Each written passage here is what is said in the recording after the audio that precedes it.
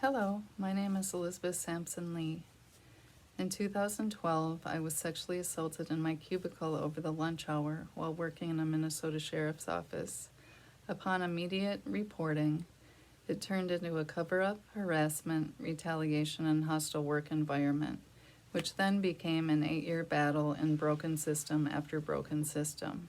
So, I wrote a book. I feel it's important for people to know how these systems really work versus how we are told they work. And for those with similar stories to know they are not alone. My book, titled Bound and Gagged by the Thin Blue Line, Sexual Assault, Harassment, and the Broken System Sworn to Protect and Serve, will be released in April 2021 to coincide with Sexual Assault Awareness Month. Leading up to its release, I will read a chapter a month to match the dates things happened to me in 2012 with present day, so you can feel the timeline I experienced. Today, I will read chapter 1.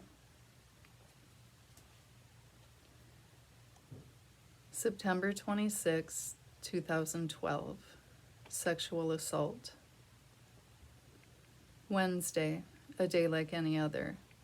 Katie, who trained me in, always left for lunch at 11:30, on the dot. Her return time, however, seemed to be a bit more fluid. Longevity affords flexibility. In the hour or so she was absent, it was my job to provide phone and front counter coverage. The busyness of a sheriff's office tends to come in waves, and someone must always be available to ride them. To take advantage of the calm period of no customers, phones, or other employees milling around, I sat at my desk, placing already folded letters into envelopes that rested on my lap. The theft-loss letters were in preparation for my team's much-anticipated move to the satellite office in Hinckley once the building remodel was complete. Deputies carried stacks of these letters in their squad cars to give to theft victims to inventory their stolen items. So we needed a box of our own. Unexpected and unannounced, Sergeant Kunz entered my cubicle.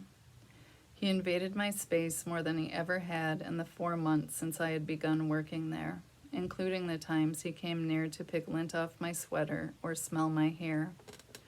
On this day, Wednesday, he came next to me and used his body to force mine against my modular L-shaped desk with no way to escape.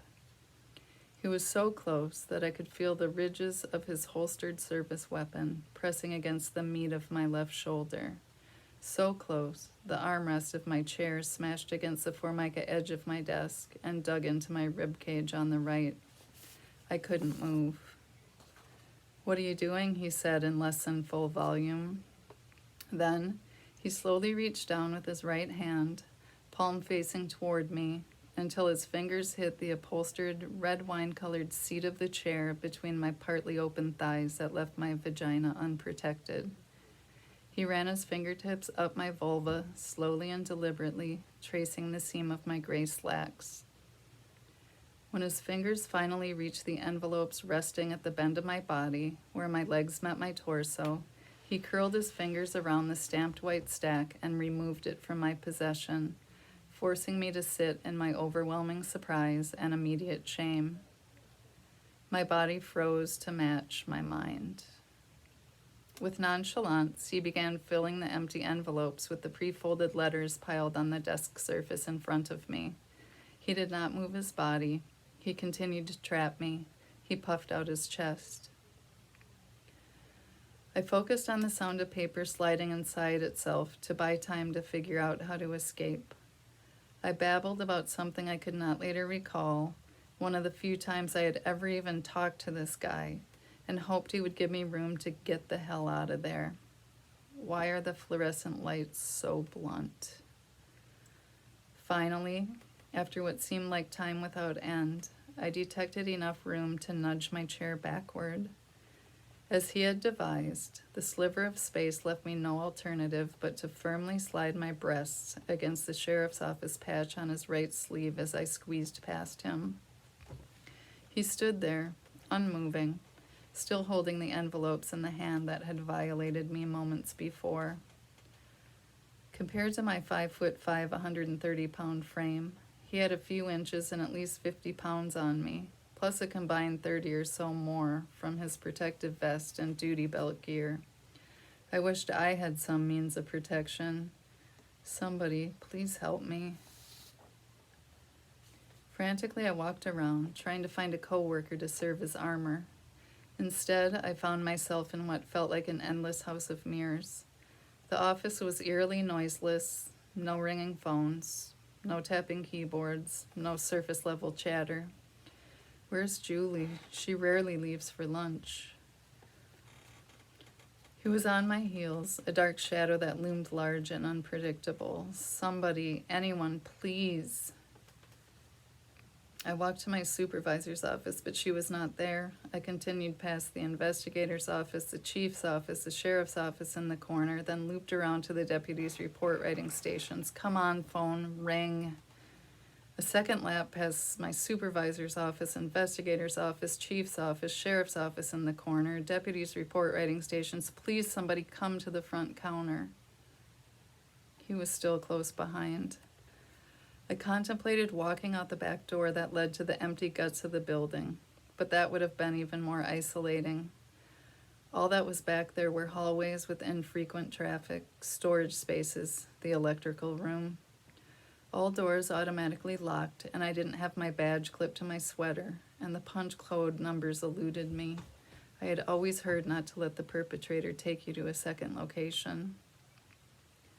On my third lap around, I stopped at an overhead office supply cupboard near the photocopier to take a moment to gather my thoughts and inventory my options. I opened the cupboard doors, the only temporary barrier I could find, as I pretended to search for something. The cupboard door blocked his view of my face and the fear it wore. I attempted to calm myself. I could not remember how long it had been since my last breath. He stopped next to me, his uniform sleeve brushed against my shoulder, the same one his gun had imprinted the last time he had me cornered. I shielded the sides of my breasts with my biceps and thrust my belt buckle against the rim of the countertop so he couldn't stroke me again. From the front anyway. I was familiar territory to him. He had helped himself to my ass 2 weeks earlier without discipline. Cat and mouse, wolf and ungulate, the hunter and the hunted. He closed in. As he pressed his groin, framed by his holstered gun on one side and taser on the other, against my body, he reached past me into the cupboard. He grabbed some already enveloped theft-loss letters identical to those I was stuffing, casually said, "I need these to keep in my squad car," and added them to the small stack he still held in his guilty hand.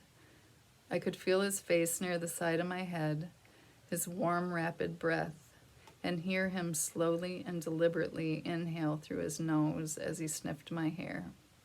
Again.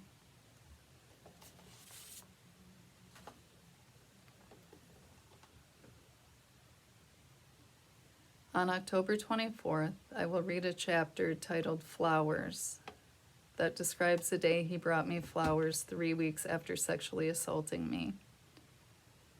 To stay in the loop, subscribe to this YouTube channel, like the book's Facebook page called Bound and Gagged by the Thin Blue Line, and share with anyone you think will be interested.